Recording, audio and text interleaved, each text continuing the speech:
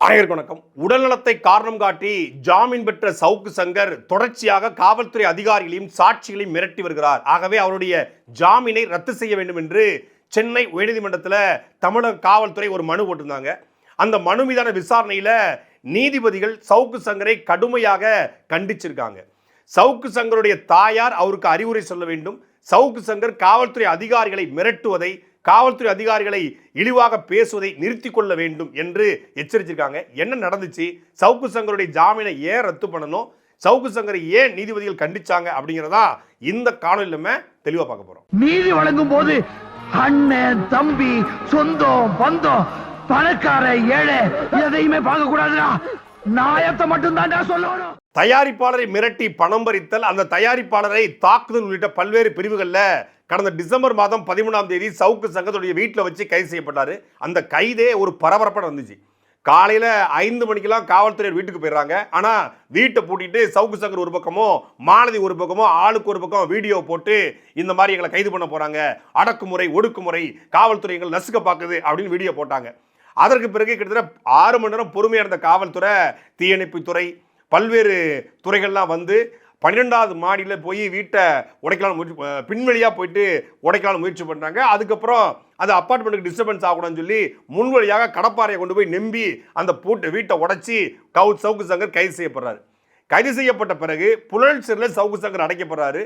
புழல் சிறையில் இருக்கும்போது அவருக்கு நீரிழிவு நோய் மற்றும் இருதய நோய் இருந்ததாகவும், அதனால் அவருடைய உடல்நிலை மிகவும் மோசமாக போனதாகவும் அவங்க தாய் வந்து ஒரு ஆட்கொணர்வு மனுவை சென்னை உயர்நீதிமன்றத்தில் போடுறாங்க. அதனால் அவருக்கு வந்து நீங்கள் ஜாமீன் வழங்கணும், அவருடைய உடல்நலத்தை காரணம் காட்டி ஒரு ஜாமீனை கேட்குறாங்க. வழக்கை விசாரித்த நீதிபதிகள் SM சுப்பிரமணியன் அவர்கள் வந்து கருணையின் அடிப்படையில் உடல்நலத்தை காரணம் காட்டி அவருக்கு வந்து இன்ட்ரீம் பெயில்னு சொல்லுவாங்க, ஒரு இடைக்கால ஜாமீனாக மார்ச் மாதம் 25ஆம் தேதி வரைக்கும் அவருக்கான ஜாமீன் வழங்கப்படுது. ஜாமீனில் வெளியே வந்த சவுக்கு சங்கர் தன் உடல்நலத்தை காரணம் காட்டி தான் ஜாமீன் வாங்குறாரு. ஆனால் அவர் ட்ரீட்மெண்ட் எடுக்காம அவர் தொடர்ச்சியாக காணொலி போடுறாரு. அந்த காணொலியில் அந்த சாட்சிகளையும் காவல்துறை அதிகாரிகளையும் யார் இவரை கைது செஞ்சாங்களோ, யார் வழக்கு போட்டாங்களோ அவங்கள பற்றி இழிவாக பேசுறாரு, தகாத வார்த்தைகளை பேசுறாரு, பொய்யான தகவலை பரப்புறாரு அப்படின்னு சொல்லி அந்த ஜாமீனை ரத்து பண்ண சொல்லி காவல்துறை சென்னை உயர்நீதிமன்றத்தில் ஒரு மனுவை போடுறாங்க. இந்த மனுவை விசாரிக்க கூடாது, அது இந்த பெஞ்சில் விசாரிக்க கூடாது, இந்த நீதிபதி விசாரிக்க கூடாதுன்னு சொல்லி சவுக்கு சங்கருடைய வழக்கறிஞர் தரப்பு ஒரு மனுவை போடுது. நீதிபதிகள் வேறுமுருகன் மற்றும் ஜோதிராமனுடைய அமர்வோட தான் இது விசாரணைக்கு வரணும். அப்படி விசாரணைக்கு வரும்போது இவங்க விசாரிக்க கூடாது, எங்களுக்கு வேற நீதிபதி கொடுங்கன்னு கேட்குறாங்க. நீதிமன்றத்தில் இந்த வழக்கில் எங்களுக்கு ஜாமீன் தருவதற்கான காரணங்களே கேட்கலாம். சவுக்கு சங்கருக்கு உண்மையிலே உடல்நிலை சரியில்லைங்க, பாருங்க ஒரு ட்ரீட்மெண்ட் தான் இருந்துகிட்டு இருக்காரு, ஒரு 4 நாள் வீடியோ போட்டார், அப்போ நீங்கள் வந்து பெயில் ரத்து பண்ணணும்னு சொன்ன உடனே அவர் பதறி போய் அவர் ஹாஸ்பிட்டலில் போய் படுத்துக்கிட்டு அப்படி நல்ல கவுன்லாம் போட்டுக்கிட்டு அவர் ட்ரீட்மெண்ட்டில் இருக்கார் அப்படின்னு கேட்டிருக்கலாம். இல்லை உண்மையிலே நீரிழிவு நோய்ங்க, அவருக்கு இருதய நோய், நீரிழிவு நோய், ஆனால் ஜெயிலில் உட்காந்து கட்டைப்பிடியாக குடிப்பார். கட்டைப்பிடியாக குடித்தா இருதய நோய் வராமல் என்ன செய்யும்?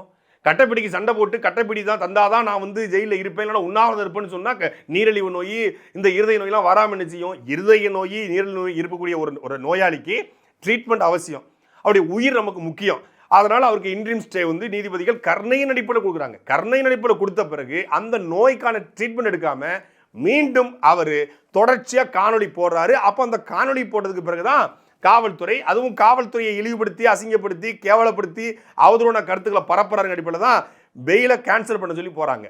பெயிலை கேன்சல் பண்ண சொல்லி போகும்போது இந்த நீதிபதி தான் விசாரிக்கணும், இந்த நீதிபதி விசாரிக்கக்கூடாது. உங்ககிட்ட உண்மைத்தன்மை இருக்குது, நேர்மை இருக்குது, காவல்துறை வந்து பழிவாங்க பார்க்குது, அடக்க பார்க்குது, கருத்து சுதந்திரத்துக்கு எதிராக இருக்குது அப்படின்னா அந்த நீதிபதிகிட்ட சரியான வாதங்களை எடுத்து வைக்கலாம். அதை தான் நீதிபதினு சொல்லியிருக்காங்க. நீங்கள் உங்களுடைய ஜாமீனுக்கான வாதங்களை எடுத்து வைங்க, அதை விட்டு இந்த நீதிபதி இருக்கக்கூடாது. அப்போ இந்த நீதிபதி இந்த நீதிபதி ஒருதலை பட்சமாக இருக்காரு அப்படிங்கிற மாதிரி அர்த்தம் தானே. அப்போ எங்களை மிரட்ட பார்க்குறீங்களா? நீதிமன்றத்தை மிரட்டுறீங்களா? நீதிமன்றத்தை நீங்கள் மிரட்டினாலும், நீதிபதிகளை மிரட்டினாலும் இந்த வழக்கை நாங்கள் விசாரிப்போம், இதெல்லாம் ஒரு மனுவாவை ஏற்றுக்கணும்னு சொல்லி ஒரு கேஸில் ஒரு அம்மாட்ட போய் பெயில் கட்டிருக்காங்க. தொடர்ச்சியாக பெயில் கட்டு கேஸ் கட்டு தூக்கி மூஞ்சில் இப்படி எரிஞ்சிருக்கு. அதுக்கு என்ன காரணங்கிறத பல்வேறு காரணங்களில் சொல்லியிருக்கிறேன். அது மாதிரி இந்த நீதிபதி கேஸ் கட்டை எரியாமல் இதெல்லாம் வந்து விசாரிக்க முடியாது, நீங்கள் எடுத்துகிட்டு போங்க அப்படின்னு சொல்லி அந்த வழக்கில் சொல்லியிருக்காரு. சவுக்கு சங்கர் காவல்துறை அதிகாரிகளை இவ்வளவு மோசமாக விமர்சிக்க வேண்டிய தேவைன்னு இருக்கிறது. சவுக்கு சங்கருடைய தாயார் தான் அவருக்கு நல்ல புத்தி சொல்லணும். நீதிபதியே சொல்லியிருக்காரு, சவுக்கு சங்கருடைய தாயார் நல்ல புத்தி சொல்லுங்கன்னு. அந்த தாயார் நல்ல புத்தி சொல்லியிருந்தா அவர் எதுக்கு இப்படி ஒவ்வொரு கட்சியின் தலைவர்களை உட்காந்துக்கிட்டு அவதூறா பரப்ப போறாரு? அந்த அம்மாவும் அதுக்கு உடந்தையா போய் தான் அவதூறா உட்காந்து பரப்பிட்டு இருக்காரு. சவுக்கு சங்கர் அந்த வழக்கில் கஸ்டடி எடுத்திருக்காங்க காவல்துறை. கஸ்டடி எடுக்கும்போது நான் வெளியே வந்தேன்னு வைங்க, உங்க சட்டையை கழட்டிடுவேன். இன்னும் இல்லை, லாண்ட்ரி கழுது வேலை பார்க்குறான்னு தெரியல, சட்டையை கழட்டிடுவேன் இருக்காப்புல. அது மட்டும் இல்லாமல் நீங்கள் யார், எந்த ஸ்டேஷனில் ஒர்க் பண்ணுறீங்க, என்னென்ன பண்ணுறீங்க எல்லாமே எனக்கு தெரியும். நான் வீடியோ போட்டால் 1 மணி நேரத்தில் 1 லட்சம் பேர் பார்ப்பான், தமிழ்நாடே கொந்தளிக்கும் அப்படின்னு சொல்லி சவடால் விட்டுருக்காப்புல.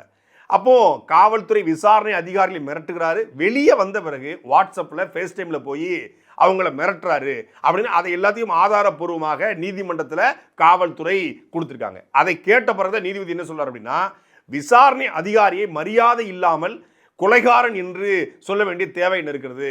அப்போ சவுக்கு சங்கருடைய தாயார் அவருக்கு நல்ல புத்தியை சொல்லுங்க, நல்ல அறிவுரையை சொல்லுங்க, வேற என்ன செய்யறது? நீதிமன்றம் சொன்னாலும் அடங்க மாட்டான், போலீஸ் சொன்னாலும் அடங்க மாட்டான், மக்கள் திட்டினாலும் அடங்க மாட்டான், கட்சிக்காரங்க பேசினாலும் அடங்க மாட்டான், எதுக்குமே அடங்க மாட்டான் அவன் அப்படின்னு தாயாவது புத்தி சொல்லுங்க. நல்ல புத்தி சொல்லி 5 வளையாது எப்படி 50 வளையும்? தாய் நல்ல புத்தி சொல்லி வளர்த்துருந்தா இது எப்படி உருப்படாத கழுதியா தெரிஞ்சிருக்க போகுது? ஊர்ல உட்காந்து பொய்யா சொல்றது. அப்படி காவல்துறை அதிகாரிகளை எதிரிகளாக சித்தரித்து, இப்போ காவல்துறை அதிகாரிகள் அரசினுடைய அரசு என்ன சொல்லுதோ அதன் செயல்பட்டு அரசை எதிர்த்து சண்டை போடணுமா, காவல்துறை அதிகாரத்தை சண்டை போடணுமா? ஒரு காவல்துறை அதிகாரி ஒரு லஞ்சம் வாங்கிட்டாரு, அவர் ஒரு ஊழல் பண்ணிட்டாரு, இல்லை காவல்துறை அதிகாரி ஒரு மக்களை பொய் வழக்கு போட்டு கைது பண்ணிட்டாருன்னா அதை நீங்கள் குறிப்பிடலாம். ஆனால் குறிப்பிட்ட ஒரு அதிகாரியை பர்சனல் வெஞ்சன்ஸில், இப்போ சென்னையினுடைய மாநகர ஆணையர் இருக்காருன்னா மாநகர ஆணையருக்கும் இவருக்குமான பர்சனல் வெஞ்சன்ஸில் அந்த வெஞ்சன்ஸை வச்சுட்டு அவரை ஒரு அதிகாரியை ஐஸ்கிரீம் அதிகாரிங்கிறது, அவர் பேர் அருண் ஐஸ்கிரீம்னு ஒரு நிறுவனம் இருக்குது, உடனே ஐஸ்கிரீம் அதிகாரிங்கிறது, அவருக்கு ஒவ்வொரு அதிகாரிகளுக்கும் ஒவ்வொரு பேரை வச்சு அந்த அதிகாரிகளை இழிவுபடுத்துவது, இப்படி தொடர்ச்சியாக செய்யும்போது அதுபோல் இந்த விசாரணை அதிகாரிகளையும் அவர் தனிப்பட்ட முறையில் மிரட்டிருக்கிறார் அப்படிங்கிற குற்றச்சாட்டு தான் நீதிமன்றத்தில் போய் அசிங்கப்பட்டிருக்காரு சவுக்கு சங்கர். ஒரு பக்கம் இந்த வழக்கில் ஜாமீனை ரத்து பண்ண சொல்லி காவல்துறை மனு போட்டிருக்காங்க, இன்னொரு பக்கம் இன்னொரு புதிய வழக்கையும் வச்சிருக்காங்க. அது என்ன வழக்குன்னா, பகுஜன் சமாஜ் கட்சியினுடைய மாநில தலைவர்களுடைய மரியாதைக்குரிய ஆனந்தன் அவர்களை தனிப்பட்ட முறையில் எவங்கிட்ட பணம் வாங்கணும்னு தெரியல, ஆனந்தனுக்கு எதிராக பணம் கொடுத்தா தான் போதுமே, என்ன வேணாலும் பேசுவாப்புல. ஆனந்தனுக்கு எதிராக யார்ட்டையோ பணத்தை வாங்கிட்டு இல்லை யாரோ கொடுத்த அஜெண்டாவில் ஆனந்தன் ஒரு பாத்திர வியாபாரி, அவர் ஒரு கட்சியினுடைய மாநில தலைவர், மரியாதைக்குரிய ஆம்ஸ்ட்ராங்குடைய மறைவுக்கு பிறகு ஆனந்தன் அந்த இடத்துக்கு வராரு. அவர் அவரளவில் அந்த அரசியலை பண்ணிக்கிட்டு இருக்காரு. பகுஜன் சமாஜ் கட்சியை தமிழ்நாட்டில் சட்டமன்றத்திலேயோ பாராளுமன்றத்திலேயோ அமைச்சரவையிலேயோ இல்லை ஆளுங்கட்சியோட கூட்டணியாவோ இல்லை, அதிகாரத்தில் இல்லாத ஒரு கட்சி. இப்போ அதிகாரத்தை சுவைத்த எம்எல்ஏ சட்டமன்ற உறுப்பினராக ஒரு கட்சியின் மீது நம்ம குறைகளை சொல்லலாம், அதிகார வர்க்கத்தை நோய் கழிக்கலாம். அந்த கட்சி இப்போ தான் அவரளவில் ஒரு அரசியலை பண்ணிக்கிட்டு இருக்காரு இந்த சமூக மக்களுக்கு. அவரை தொடர்ச்சியாக பாத்திர வியாபாரி, நான் பாத்திர வியாபாரம் தான் சொல்லுவேன் அவரை அப்படின்னு சொல்கிறாப்புல. அப்படின்னு சொல்லி அவரை இழிவுபடுத்தியதற்காக அவர் கொடுத்த புகார் அளிப்பில் SC/ST வழக்கு, வன்கொடுமை தடுப்பு சட்ட வழக்கு சவுக்கு சங்கர் மீது பாய்ந்திருக்கிறது. இது நான் பெயிலபிள். அப்போ இந்த வழக்கிலையும் சவுக்கு சங்கர் எந்நேரமும் கைது செய்யப்படலாம்னு ஒரு பக்கம் ஜாமீனை ரத்து பண்ண பார்க்குறாங்க, ஒரு பக்கம் வன்கொடுமை வழக்கு போட்டிருக்காங்க. இப்போ என்ன பண்ணுறது? எட்ரா நமக்கு தெரிஞ்ச மருத்துவமனை கூப்பிட்ற ஃபோனை போடுறான்னு சொல்லி மருத்துவமனையில் போயிட்டு ஒரு கவுனை போட்டுக்கிட்டு ட்ரிப்ஸ் ஏறுற மாதிரி ஒரு ஃபோட்டோவை எடுத்து போட்டு விட்டாப்புல. நம்ம ஊர் அரசியல்வாதிகள்லாம் இந்த ரெய்டு வருது, இடி ரெய்டு, ஐடி ரெய்டு வருது, இல்லை வேறு ஏதாவது சோதனை வருது, திடீர்னு கைது பண்ண போகிறாங்கன்னா ஐயோ அம்மா கொலை பண்ணுறாங்க அப்படின்னு கத்துறதும், மருத்துவமனையில் போய் சிகிச்சைக்காக போனார், மருத்துவமனை நெஞ்சு வலி வந்துருச்சு அப்படின்னு போவாங்கள்ல, அரசியல்வாதியாக பண்ணுவார்னா சவுக்கு சங்கர் அரசியல்வாதிலாம் தூக்கி சாப்பிடக்கூடிய ஒரு அரசியல்வாதி. எல்லா தகுதியும் உண்டுல, அந்த புரோக்கர் பேலை பார்க்குறக்கான எல்லா தகுதியும் உள்ள ஆள். அதனால் என்ன பண்ணுறோம், டக்குன்னு மருத்துவமனை படுத்து ஒரு ஃபோட்டோ எடுத்து வெளியே போட்டு நான் உண்மையிலே ட்ரீட்மெண்ட் தான் இருக்கேன் ஏஜமா, அந்த பெயிலுக்கு ரத்து பண்ணி விட்டுறாதீங்க அப்படின்னு கெஞ்சுவதற்காக ஒரு ட்ரீட்மெண்ட் நாடகத்தை போட்டிருக்காப்புல. இவர் தயாரிப்பாளரை கூட்டு மிரட்டுவார், தயாரிப்பாளர்கிட்ட பணம் கேட்பார், அந்த தயாரிப்பாளரை கூட்டு வச்சு மாலதியை வச்சு கெட்ட வார்த்தையில் திட்ட விடுவார். இந்த பக்கம் பார்த்தா காவல்துறை அதிகாரிகளே காவல்துறை பெண் ஆய்வாளர்களை பேசுவார், நீதிபதியோட குடும்பத்தாரை பேசுவார், தனிப்பட்ட முறையில் தனி மனிதர்களை இழிவுபடுத்துகிற போல பொய்யான தகவலை எல்லாத்தையும் தன்னுடைய யூடியூப் பக்கத்தில் பேசுவார். இன்னொரு பக்கம் பகுஜன் சமாஜ் கட்சியினுடைய தலைவர் மாநில தலைவர் ஆனந்தன் அவர்களை இழிவுபடுத்தி பேசுவார். எல்லாத்தையும் பேசிட்டு எனக்கு கருத்து சுதந்திரம் முக்கியம், எனக்கு பேச்சு சுதந்திரம் முக்கியம், என் கருத்தை நெருக்கி பார்க்குறாங்க, கருத்து சுதந்திரத்துக்கு இங்கே மதிப்பு இல்லையா அப்படின்னு உட்காந்து கொந்தளிக்குது. கருத்து சுதந்திரம் என்ற அடிப்படையில் உண்மையிலே சவுக்கு சங்கர் ஒரு நியாயமான கோரிக்கைக்கு பேசி அதில் அவர் கைது செய்யப்பட்டார் என்றால், ஒரு ஆற்றுமல் கொள்ளையை தடுத்ததற்காக சவுக்கு சங்கர் கைது செய்யப்படுறாருன்னா சவுக்கு சங்கர் பக்கம் நான் முதல்ல நிற்பேன்.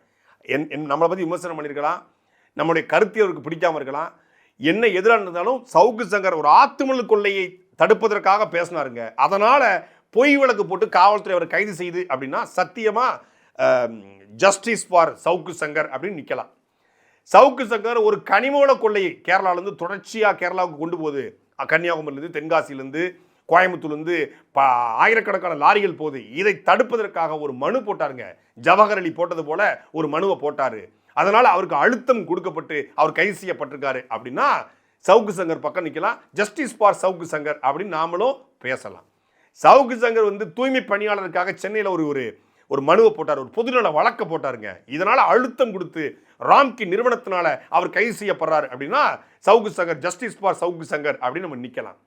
இல்ல சவுக்கு சங்கர் வந்து சிப்காட் வந்து இங்கே நிற்குது, திருவண்ணாமலை மாவட்டம் செய்யாறு பக்கத்தில் சிப்காட் வரப்போகுது, அங்கே விவசாய தொழிலாளர்கள்லாம் பாதிக்கப்பட இருக்காங்க, அந்த விவசாயிகளுக்கு ஆதரவாக ஒரு பொதுநல வழக்க போட்டாரு, அவங்களுக்கு ஆதரவாக வீடியோ போட்டாரு, அதனால தான் அழுத்தம் கொடுக்கப்பட்டு சிப்காட் நிறுவனங்கள்லாம் சேர்ந்து அவரை கைது பண்ண பார்க்குது அப்படின்னா ஜஸ்டிஸ் ஃபார் சவுக்கு சங்கர் நிற்கலாம். நீ ஊரில் இருக்கிற எல்லாரையும் மிரட்டுவ, எல்லாரையும் அவதூறாக பேசுவ, எல்லாரையும் இழிவாக பேசுவ, கூடி கும்பல் அடிச்சுக்கிட்டு கேவலப்படுத்துவீங்க.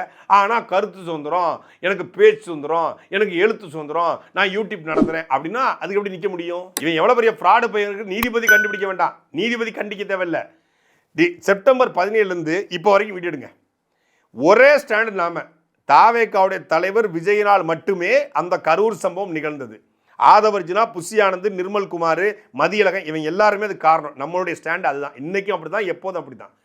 செப்டம்பர் 27 கடைசியாக ஒரு வாரத்துக்கு வீடியோ போட்டிருக்காப்புல. மொத்த வீடியோ விஜய்க்கு ஆதரவாக இந்த விஜய் பற்றி வீடியோ எடுத்து பாருங்க. ஒரு நாள் பார்த்தா ஒரு விஜய்னா வந்தால் அவர் ஒரு பெரிய மாசு மாலதி, அவர் வரும்போது கூட்டம் வரதான் செய்யும், அதை போலீஸ் வந்து கண்ட்ரோல் பண்ணணும் அப்படிம்பாரு. அடுத்த நாளே மாலதி நீங்கள் மாசுனாலேயே நீங்கள் போலீஸ் உங்களுக்கு எல்லாமே செஞ்சிருன்னு நினைக்கிறீங்களா? நீங்கள் பெரிய மாசாக இருக்கலாம், பெரிய நடிகராக இருக்கலாம், அதுக்காக நீங்கள் பெரிய நடிகராக இருக்கீங்க அப்படிங்கிறதுக்காகவே வந்து நீங்கள் சொல்கிறதெல்லாம் நடக்கணும், நீங்கள் வரும்போது ரோட்டில் யாரும் இருக்கக்கூடாது, நீங்கள் வரும்போது வந்து மக்கள் யாரும் இருக்கக்கூடாது, நீங்கள் வரும்போது மீடியா இருக்கக்கூடாது அப்படின்னு ஆயிருமா? அப்படிங்கிறது இந்த பக்கம். அப்படி இந்த பக்கம் திருப்பி நீங்கள் என்ன தான் வைங்க, தாவேகாவுடைய அந்த ஃபேன் பேஸ் இருக்குது பாருங்கள், அது ட்ரெமண்டஸாக இருக்குது மாலதி அப்படிங்கிறது இந்த பக்கம். அப்படி இந்த பக்கம் திரும்பி ஒருத்தனுக்குமே அடிப்படை அறிவே இல்லை மாலதி, இந்த பக்கம் அப்படி திரும்பி இந்த பக்கம் வந்தால் நீங்கள் அவர் ஜனநாயகன் படத்துக்கு திட்டமிட்டு இவங்க வந்து அடக்குமுறை ஏவுறாங்க. நம்ம கண் முன்னாடி தெரியுது, கண்ணு முன்னாடி சிபிஎஃப்சி வந்து தணிக்கைத்துறை அந்த வந்து படத்தை வந்து அடக்க பார்க்குறாங்க மாலதி அப்படிங்கிறது. இந்த பக்கம் திரும்பி அடக்க பார்க்குறான்னு தெரியுதுல்ல, நீ ஏன் வாயை திறந்து பேச மாட்டேற, நீ ஏன் பேசாமல் இருக்கிற, நீ ஏன் பேசலைன்னா வேற யார் உனக்கு பேசுவா அப்படிங்கிறது. இந்த பக்கம் ஒரு உருட்டு, அந்த பக்கம் ஒன்று இந்த பக்கம் நிற்கணும், இல்லை அந்த பக்கம் நிற்கணும். நடுவில் இருந்தால் ஹைகோர்ட் வந்து ஜாமீன் ரத்துப்பட தான் செய்யும். என்னன்னா ஒரு பிட்டை போட்டு பார்க்கறது.